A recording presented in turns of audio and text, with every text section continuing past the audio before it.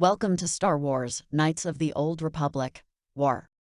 It's approximately 3,962 years before the Battle of Yavin, and the galaxy is in the midst of the Mandalorian Wars.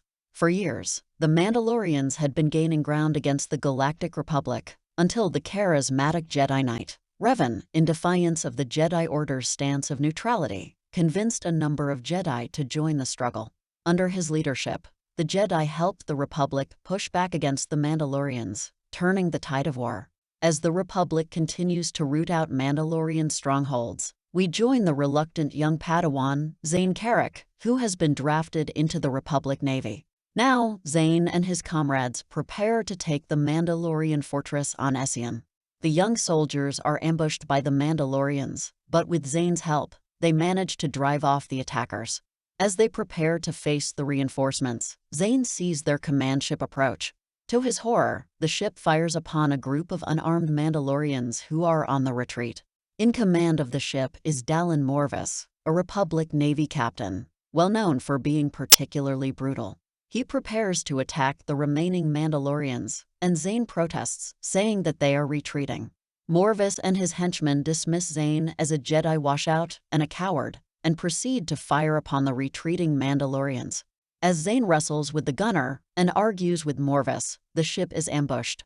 Zayne watches what appear to be two Mandalorian soldiers on a war droid attempt to board the skiff. At the last moment, the war droid is fired upon, and it collapses into the water. Among the wreckage, Zayne spots one of the Mandalorians, who appears to be injured.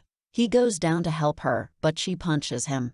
She searches for the other Mandalorian, who we see as a child.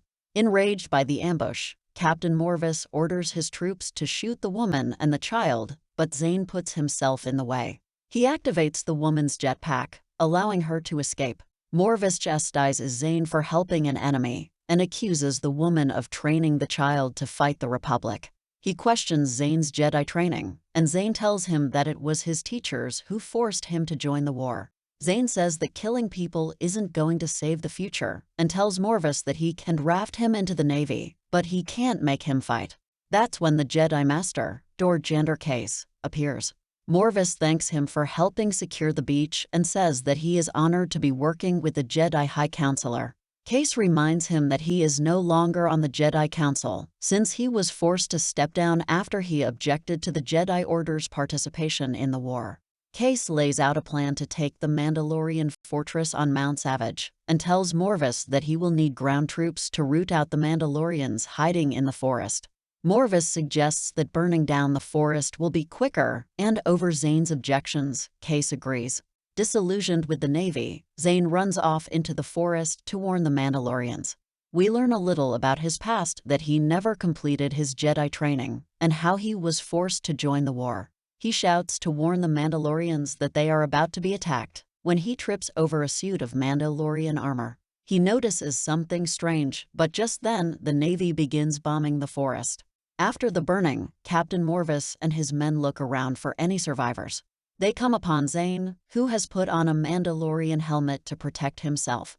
Morvis accuses him of being a traitor, when Zayne shows him that all the suits of armor lying in the forest are empty. It was a trap set by the Mandalorians to draw the Republic forces away from their ship.